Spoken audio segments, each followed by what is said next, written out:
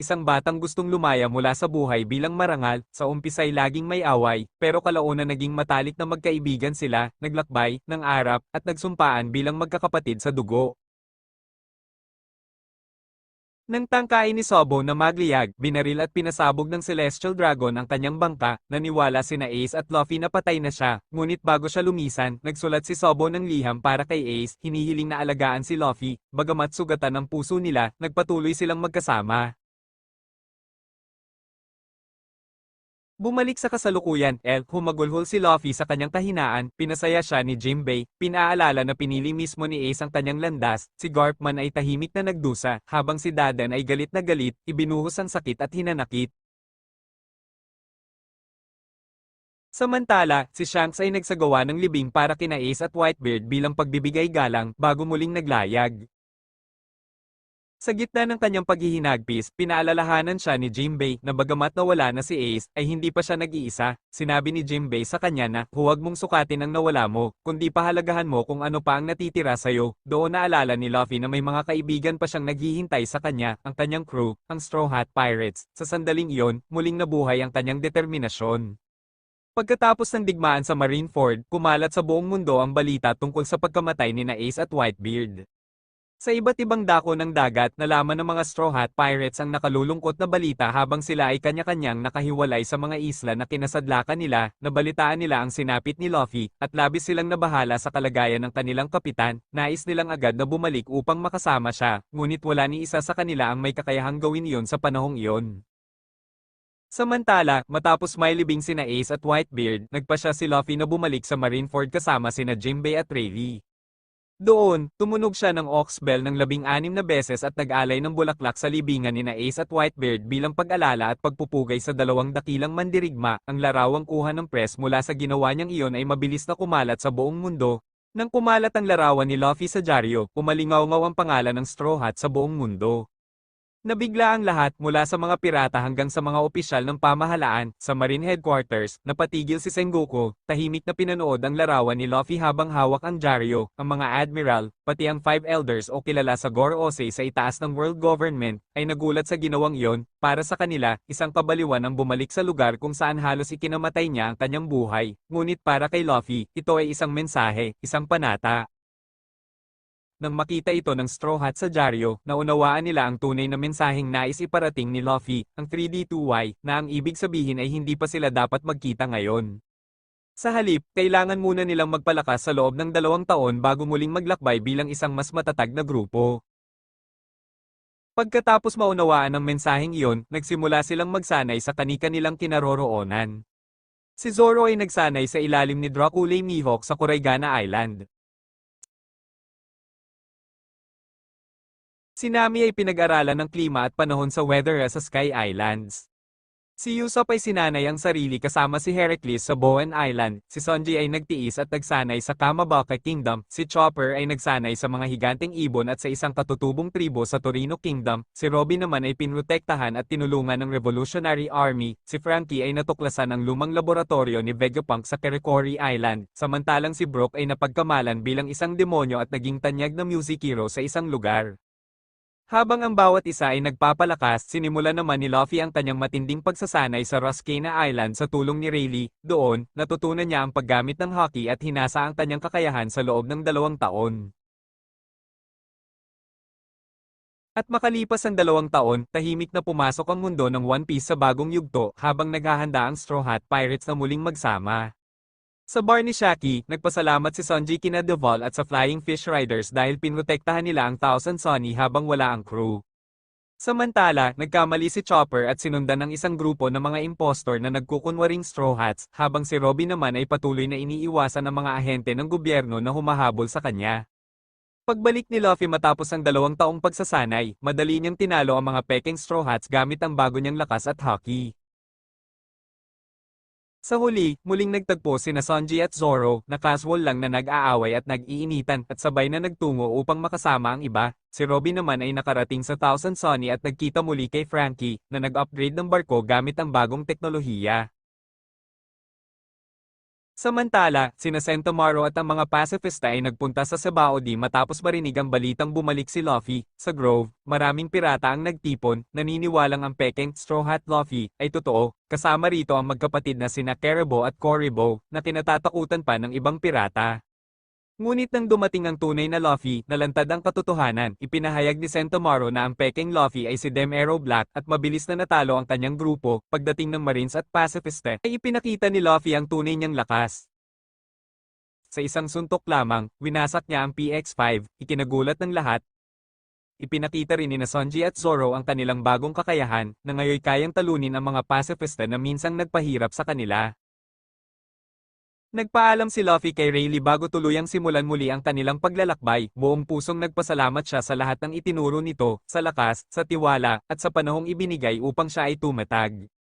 Tahimik nang umiti si Rayleigh, alam niyang handa na si Luffy harapin ang bagong mundo bilang tunay na kapitan ng Straw Hat Pirates.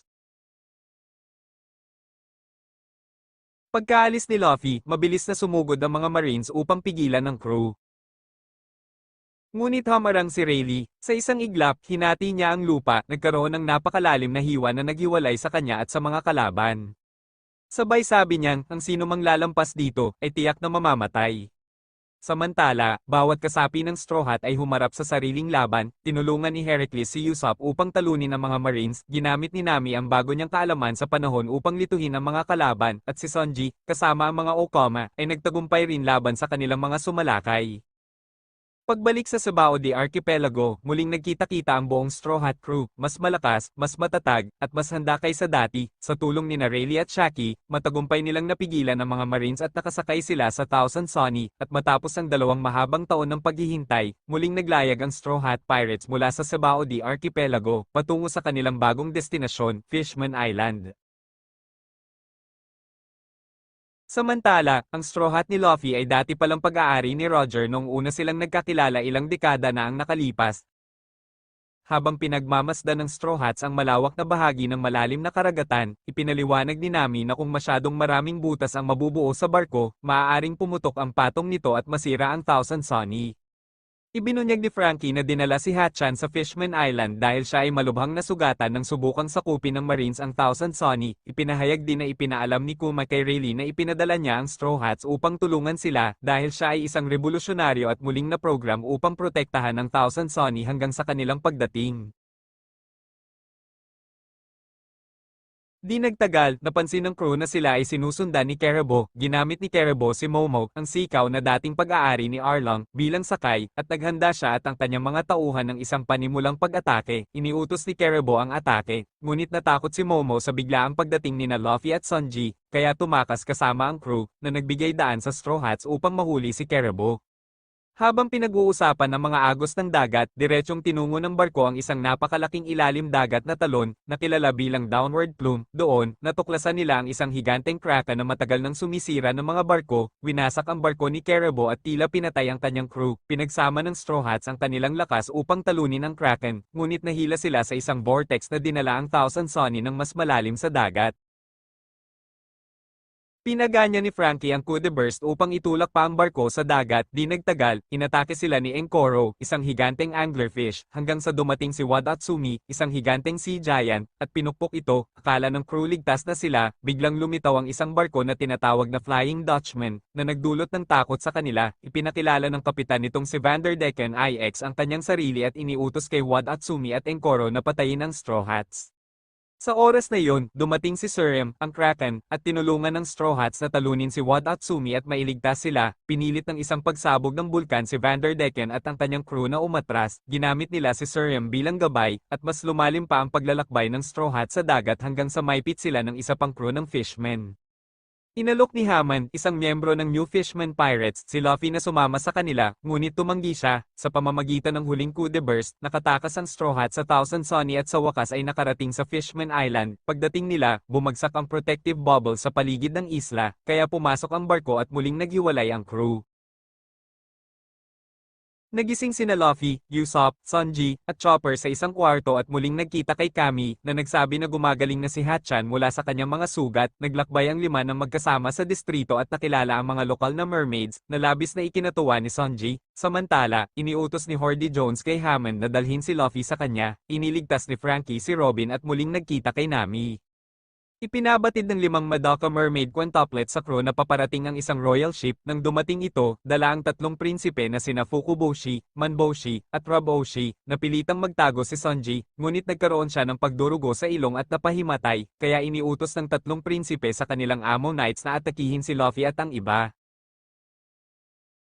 Sa ibang bahagi, nagising si Zoro sa isa pang lugar sa isla at hinarap ng isa pang grupo ng Amo Knights, nang tanungin ni Chopper kung maaari bang mag-donate ng dugo ang Fishman para kay Sanji, tumanggi si Hammond at ang iba, nakipaglaban si Luffy sa mga pirata, gamit pa ang kanyang hockey techniques laban sa isang Sea King, bago sila ni Kami at ang iba ay sumakay sa barko ng Royal Prince. Ipinaliwanag ni Fukuboshi sa mga mermaids na kilalang pirata si Luffy at hindi siya makakadaan sa immigration, at ihahatid nila ang mensahe ni Jinbei bago siya umalis. Tumanggap si Sanji ng blood transfusion mula sa 2 Okamas sa Mermaid Cafe. Ibinunyag niya na hindi lang pinatamaan si Luffy ng lason, kundi dahil sa nakaraang laban ng kapitan kay Magellan, nakabuo na siya ng immunity dito. Tinanong ni Kami si Madam Shirley, isang fortune teller at may-ari ng restaurant, tungkol kay Sanji, kaya nakapasok sina Luffy at Usopp sa kanyang kwarto. Ibinunyag na hinulaan ni Charlie ang Great Pirate Era at mga nakaraang digmaan, kabilang ang kamatayan ni Whitebeard. Kalaunan, muling nagkita ang Straw Hats kina Brook at Papago. Ipinakita rin na si Vanderdecken ay nagpapadala ng sulat sa prinsesa linggo-linggo, dahil dito, bumuo sina Neptune at ang kanyang mga anak ng isang hukbo upang subaybayan si Vanderdecken sa loob ng maraming taon. Nang tanungin ni Luffy tungkol sa malapit na candy factory, nalaman niya na nasa ilalim na ng proteksyon ni Big Mom ang isla mula nang mamatay si Whitebeard. Samantala, nag-alala si Charlie sa kanyang hula na baka tuluyang masira ang isla dahil kay Luffy. Sa bukas na dagat, naalala ni Yaro na inatake siya ng New Fishman Pirates at nangako na hindi na babalik. Samantala, muling nagkita si Nami sa crew habang lumitaw si Neptune, ang hari ng Fishman Island, kasama ang kanyang whaleho at ang shark na si Megalo. Iniimbitahan ang Straw Hat sa Ryugu Palace para sa isang bangkwete. Gamit ang energy steroids, winasak ni Hordy ang barko ni Jero gamit lamang ang kanyang panga habang nakakadena ang kanyang mga kamay. Ipinaliwanag ni Zeo, isa sa mga tauhan ni Hordy, na ang mga fishmen ay may 10 beses na lakas kumpara sa tao, at pinalalakas pa ng energy steroids ang kanilang kapangyarihan sa bawat tableta. Ipinahayag din niya na winasak ng mga tao ang mga layunin ni na Fisher Tiger at Arlong. Iniutos ni Hordy ang kanyang crew na patayin si Neptune at gawing mas superior ang mga fishmen. Nakawala si Kerebo mula sa mga patibong ni Baron, inatake si Ishili at ang mga mermaids gamit ang kanyang swamp powers. Nalaman ni Fukuboshi na may nakita si Charlie na hula na sisirain ni Luffy ang isla at iniutos na harapin agad ang Straw Hats. Samantala, sa Ryugu Palace, ibinunyag ni Nami na naghahanap si Robin ng mga pahiwatig tungkol sa mahalagang kasaysayan, at hinahanap ni Frankie ang kamag-anak ni Tom. Ipinaliwanag ni Neptune na ang Fishman Island ay pinapalakas ng mga ugat ng Sunlight Tree Eve, na nagbibigay din ng hangin sa dagat. Pinagalitan siya ng mga tagapayo sa kaharian dahil iniwan ang palasyo na walang depensa at ipinaalam sa Straw Hats na nakatanggap sila ng mensahe mula kay Fukuboshi. Pumasok si Luffy sa Hardshell Tower ng palasyo at nakakita ng pagkain, ngunit aksidenteng natagpuan ng isang higanteng mermaid princess. Hinarap siya nito, sinabi na hindi siya natatakot dahil siya ay anak ni King Neptune, at napaiyak bigla. Sa ilalim ng dagat, ipinakita ni Vanderdecken ang kanyang plano na pakasalan ang prinsesa, gamit ang sumpa ng kanyang Mark fruit upang ihagis ang isang higanteng palakol sa kanya. Samantala, sa Ryugu Palace, inakusahan ng Left Minister ang Straw Hats na may plano silang sirain ang isla at dukutin ang mga mermaid. Iniligtas ni Luffy si Princess Shirahoshi sa pamamagitan ng paghinto sa isang palakol bago pumasok ang mga gwardya ng palasyo. Itinago siya ng prinsesa at ipinaliwanag na ikukulong ang Straw Hats sa dungeon ng kastilyo, habang si Zoro ay nahuli na.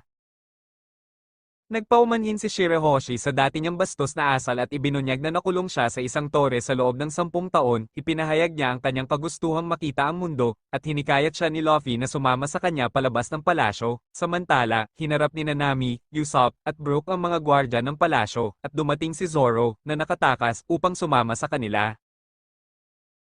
Sa barkong Noah, nakipagkita si Decken kay Hordy, at bumuo sila ng alyansa upang ganap na sirain ang Fishman Island. Sa palasyo, tinali ni Nami, Usopp, Brook, at Zoro si King Neptune, ang mga minister, at ang mga gwardya, nang sinubukang tumakas ng isa sa mga minister kasama si Nami dahil sa log post, dumating ang tatlong prinsipe at nakilala ang crew. Iniutos ni Fukuboshi kay Zoro na tipunin ang natitirang Straw Hats at agad na umalis, ibinunyag din na ang mensahe ni Jinbei ay iwasang makipaglaban kay Horde. Nagpasya sina Luffy at Shirahoshi na umalis sa palasyo upang bisitahin ang Sea Forest, ginamit nila si Megalo upang makatakas habang nilalabanan ang mga pirata ni Dekken. Sa southeastern side ng Fishman Island, nag-usap sina Frankie at Den, kapatid ni Tom, tungkol sa Thousand Sunny at nalaman na ang mga barkong nahuli sa Agos ay madalas na pupunta sa Sea Forest, kung saan maaaring naruroon ang Sunny. Samantala, sa Noah, nalaman ni Hatcha na gusto ni Horde ng paghihiganti kay Luffy dahil sa pagsira sa plano ni Arlong at balak ipagpatuloy ang kanyang misyon, sinaksak ni Dekken si Hatchan sa likod gamit ang kutsilyo, habang inihikayat ni Horde ang kanyang tropa na salakayin ng Ryugu Palace. Sa Coral Hill, madaling nilaban ni Sanji ang mga sundalo ng isla bago matuklasan si Hatchan, na nagbabala tungkol sa paparating na pag-atake ni Horde. Sa palasyo, ipinaalam ni na Brook at Right Minister ang lahat tungkol sa paglusob, nang harapin ng puwersa ni Horde ang Straw Hats at si Neptune. Samantala, pinag-usapan ni na Luffy at Shirahoshi ang pagbisita sa puntod ng kanyang ina na si Otoheim sa Sea Forest. Doon, nagbigay pugay si Jinbei at sinabi na hindi niya malilimutan ang mga prinsipyo ng Reyna. Sa Coral Hill, idineklara ni Horde na ito ang huling araw ng Ryugu Kingdom, at balak ng Fishman na palayasin ang mga tao sa isla. Pinangunahan ni Robin ang grupo ng mga armado upang kunin ang isang sinaunang poneglyph na konektado sa tunay na kasaysayan. Ipinaliwanag ni Neptune na hindi niya maibabalik ang Thousand Sunny o ang ibang crew maliban kung ligtas na makakabalik si Shirahoshi, na una nang natuklasan ni na Frankie at Den ang barko. Dumating na sa wakas si Horde at Dekken sa palasyo. Inihagis ni Dekken ang isang coral patungo kay Shirahoshi, habang pinipigilan ng Fishman si Luffy, na hindi alam na papalapit na siya kay Shirahoshi. Nang tanggihan ni Shirahoshi si Dekken, inatake siya nito, ngunit pinigilan ni Luffy at natalo niya si Dekken gamit ang kanyang jet hammer. Tumakas sila patungo sa Sea Forest, sinundan ni Nami. Sa Ryugu Palace, ginamit ni Zoro ang Lion Strike technique laban kay Horde, na tila natalo siya, ngunit gumamit ang isang Fishman ng energy steroid upang palakasin si Horde, na muling umatake at nahuli ang grupo. Samantala, nakarating ang natitirang Straw Hats sa Sea Forest at muling nagkita kay Jinbei, na nagulat na umalis na si Shirahoshi sa palasyo. Natuklasan ni Luffy ang puntod ni Otoheim at ipinaliwanag ni Jinbei na hindi makadalo si Shirahoshi sa libing ng kanyang ina dahil sa lason mula kay Dekken. Ibinunyag din ni Jinbei na ipinadala niya si Arlong sa East Blue 11 taon na ang nakalilipas, na ikinagulat ni Nami.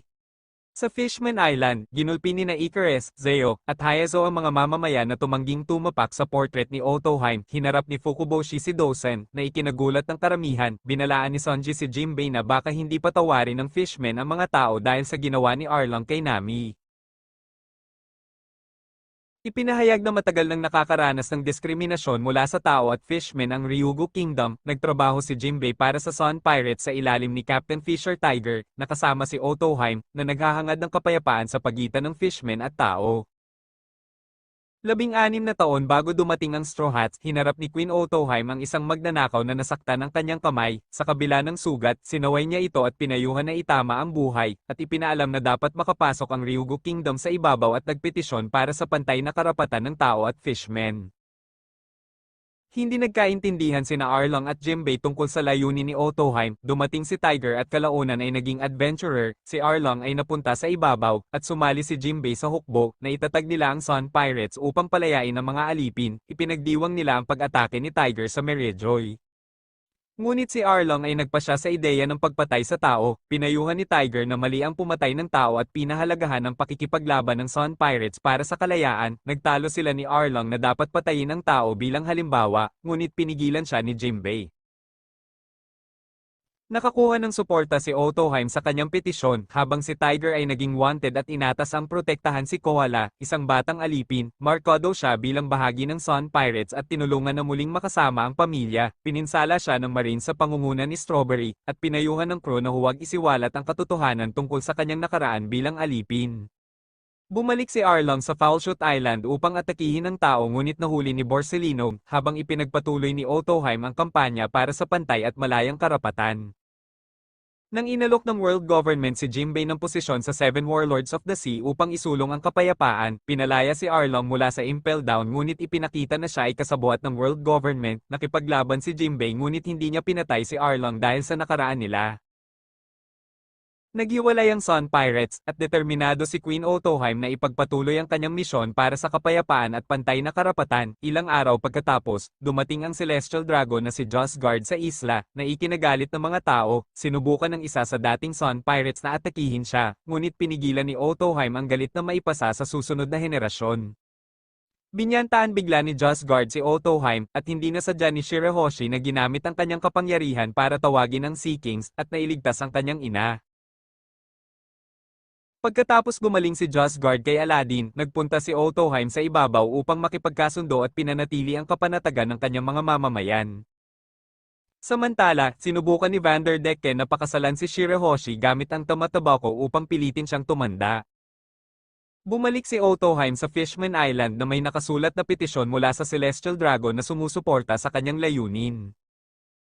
Nahikayat niya ang mga tao na pirmahan ng petisyon at nakakuha ng pangako mula sa kanyang tatlong kapatid na protektahan siya. Kalaunan, sinunog ang karamihan sa mga pirma, at habang sinusubukang iligtas ang iba, binaril si Otoheim sa puso ng isang hindi kilalang salarin, at namatay. Bago mamatay, hinikayat niya ang pamilya na huwag galitin ang salarin at maging matapang sa pagpapatuloy ng kanyang misyon.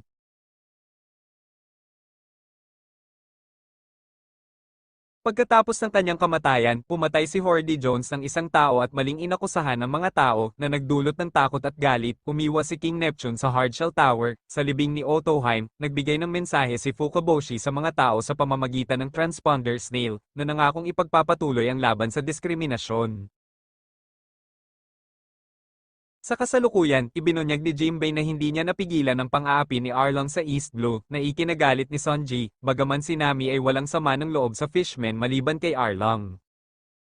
Ipinabatid ni Hacha na pumatay si Hordy ng anumang fishman na may kaugnayan sa tao. Ipinahayag ni Hordy sa transponder snail na ang mga fishman na kaalyado ng tao ay ipapalayas, at patatayuin niya si King Neptune sa loob ng 3 oras. Binanta rin niya ang sinumang pumirma sa petisyon ni Otoheim at ipinahayag ang layunin niyang patayin ang Straw Hat Pirate sa pagsuway sa plano ni Arlong.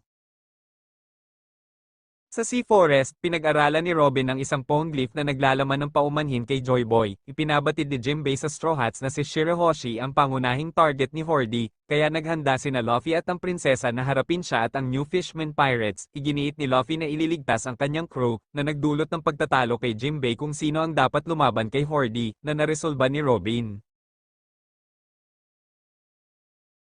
Sinubukan ni Hordy na ilunod ang Straw Hats habang umiinom ng mas maraming energy steroids para palakasin ang kanyang kapangyarihan.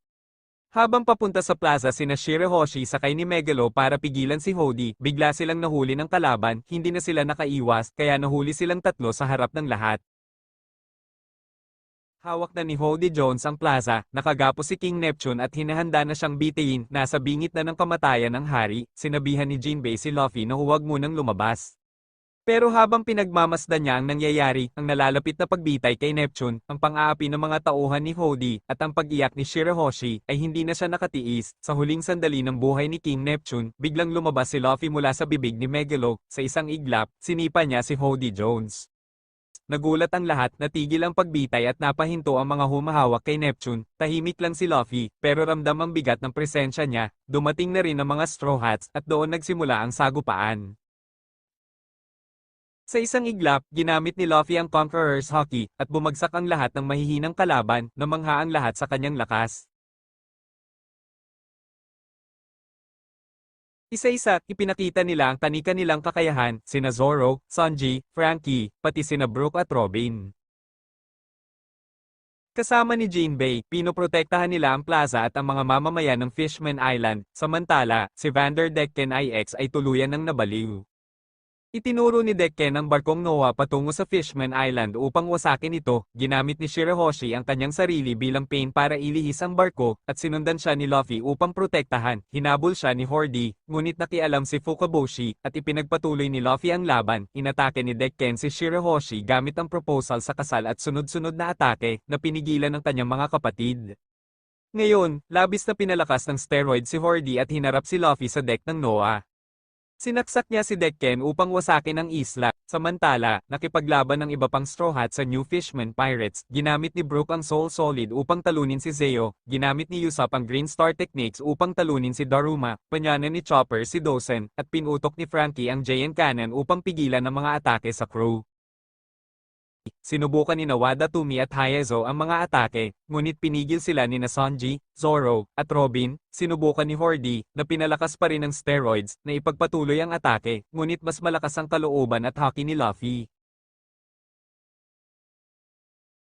Habang banta ng Noah ang isla, ginamit ni Shirahoshi ang kanyang kapangyarihan upang kausapin ang mga Sea Kings, hinarang ang barko, at nailigtas ang isla. Kinilala ng Sea Kings ang lakas ni Luffy bilang karapat-dapat na kaalyado. Nahuli si Hordy at ang kanyang mga tauhan, at tinanggal ang lahat ng kaso laban sa Straw Hats. Sila ay ipinuri bilang mga bayani. Nasugatan si Luffy mula sa laban kay Hordy at kailangan ng blood transfusion. Walang fishman ang nagboluntaryo hanggang sa lumapit si Jinbei, na nagtatag ng bagong batas na nagpoprotekta sa mga fishmen. Matapos mailigtas si Luffy, tumanggi si Jinbei na sumali agad sa Straw Hats, ngunit nangako na gagawin niya ito sa hinaharap kapag natapos na ang kanyang tungkulin. Ipinagdiwang ng Straw Hats ang kanilang tagumpay sa Ryugu Palace. Pinag-usapan ni Robin kasama si King Neptune ang isang nakakaabalang lihim tungkol kay Shirahoshi sa barkong Noah, at sa sinaunang tao na si Joy Boy. Ipinaliwanag ni Neptune ang kasaysayan ng mga sinaunang sandata at ang kahalagahan ni Shirahoshi kay Robin. Samantala, ibinahagi ni Jinbei ang mga nakaraang pangyayari, kabilang ang pagkatalo ni Aokiji kay Akainu para sa posisyon ng Fleet Admiral, ang pagkuha ni Blackbeard sa teritoryo ni Whitebeard, at ang kanyang paghahanap sa Devil Fruits. Ibinunyag na si Hordy at ang kanyang crew ay tumanda dahil sa energy steroids na pala ay mga aging pills, at patuloy nilang hinahangad ang paghihiganti laban sa royal family, sa Straw Hats, at sa mga tao. Samantala, natanggap ng Minister of the Left ang balita na sina Baron Tamago at Pacoms, miyembro ng Big Mom Pirates na nakabase sa Fishman Island, ay naghihintay ng buwan ng candy payment dahil nasira ang candy factory ng isla, hindi nila maibigay ang bayad. Natagpuan ni Luffy, Zoro, at Sanji si Kerebo at ang nakaw niyang kayamanan noon at sinimulang hanapin ang paraan pabalik sa Ryugu Palace. Nakaharap nila sina Pacoms at Tamago kasama ang Minister of the Left at natuklasan na bahagi pala sila ng crew ni Big Mom. Nang malaman ni Big Mom na hindi makakapagbigay ng candy ang Fishman Island, tinawag niya sina Tamago at Pacoms, ngunit hindi sila sumagot. Pumagitna si Luffy, sinabing kinain niya ang natitirang candy at nag-alok na bayaran ito gamit ang kayamanang nakuha niya. Tumanggi si Big Mom at nagbanta na hahabulin siya sa New World. Matapang na sinagot ni Luffy na lalaban siya at aagawin ang Fishman Island para sa sarili niya. Samantala, iniulat ng Minister of the Right na ang Tamatabako, isang misteryosong treasure box, ay nawala. Binalaan niya si Neptune na maaari itong sumabog kung hindi maayos hawakan, lalo na sa kamay ni Luffy. Gayunpaman, sinabi ni Luffy na ibinigay niya ang lahat ng na-recover na kayamanan, kasama ang Tamatabako, kay Pacoms at Tamago. Nag-alala sina Neptune at ang Minister sa posibleng epekto, at pinagalitan ni Nami si Luffy sa sobrang pabaya niyang pagbibigay. Nagpa siya si Jinbei na putulin ang kanilang alyansa kay Big Mom upang maiwasan ang karagdagang kaguluhan. Sinubukang bawiin ni Kerebo ang kanyang kayamanan mula kay Pacoms, ngunit ipinakita nito na isa siyang Zone Devil Fruit user at madaling napigil si Kerebo bago umalis kasama si Tamago. Inilantad din na si Smoker at Tashigi ay na-reassign sa G5 Marine Branch, isang lugar na hindi aktibo sa mga delikadong misyon. Sa huling sandali, humingi si Shirahoshi na mangako silang babalik, at buong puso silang pinangakuan. Matapos ang emosyonal na paalam, naghiwalay ang Straw Hats at ang mga fishmen, bawat isa ay nagpatuloy sa kani-kanilang landas. Pagdating ng Straw Hat Pirates sa isang misteryosong isla na hindi nakalista sa kanilang log post, napansin nila itong tila isang bulkan at may kakaibang enerhiya. Bigla silang nakatanggap ng distress call mula sa isang taong sinasabing inaatake ng isang samurai.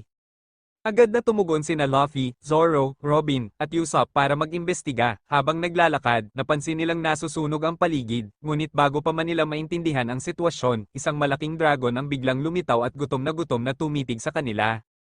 Samantala, sa kabilang panig ng dagat, sina Smoker at Tashigi ng G5 Marines ay nakasagap din ng parehong distress call. Agad nilang inutusan ang kanilang barko na tumungo sa Punk Hazard. Balik sa isla, nagsimula ang matinding laban ni Luffy at Zoro laban sa dragon. Natuklasan nilang marunong itong magsalita at bumuga ng apoy. Habang nakikipaglaban, napansin ni Luffy na may pares ng mga paa na nakakabit sa likod ng dragon. Gamit ang tulong ni Usopp at ang kanyang trampoline, tumalon si Zoro at sa isang mabilis na hiwa, napugutan niya ng ulo ang dragon. Kasabay nito, sa ibang lugar ng isla, sina Nami, Chopper, Frankie, Brook, at Sanji ay nawala ng malay dahil sa sleeping gas at dinukot ng mga lalaking nakasuot ng hazmat suit. Matapos mapugutan ng ulo ang dragon, nakuha ni Luffy ang pares ng mga paa. Akala nila patay na ang may-ari nito, pero bigla itong tumakbo mag-isa at sinabing hinahanap niya ang isang Shichibukai. Sinundan ito ni Luffy hanggang sa aksidenteng maipit siya sa mga paa. Samantala, nagising ang ibang Straw Hat sa loob ng kulungan. Doon nila nakilala ang isang ulo ng lalaki na hiniwalay sa katawan. Ikinwento nito na pinaghiwa-hiwalay siya ng isang warlord at labis siyang nahihiya sa sinapit niya. Nakatakas ang grupo ni Nanami matapos pasabugin ni Frankie ang pader ng kulungan. Habang tumatakbo, natagpuan nila ang isang silid na puno ng malalaking bata. Sa kabilang banda, nakipagkaibigan naman si Luffy sa isang centaur sa isla, pero nang malaman ng mga tauhan ng master kung sino siya, agad nilang inutusan ng Harpy Girl na hulihin ang Straw Hats. Nagkaroon ng labanan nang malaman ng mga centaur na si Luffy ay isang pirata. Nakita rin ng Straw Hats na ang Denden Mushi ng mga kalaban ay may tatak na sisi, na pareho sa tinatawag nilang master. Sa headquarters ng kalaban, sinabi kay Caesar Clown ang Master na nakatakas sa mga Straw Hats at nagulat siya nang marinig na may isa sa kanila na kayang maglabas ng laser tulad ng mga pacifista. Kasabay nito, dumating ang G5 Marine sa isla. Ipinaalala ni Smoker na dati itong battlefield ni Aokiji at Akaino 2 taon na ang nakalipas, kaya puno pa rin ng nakalalasong gas ang paligid.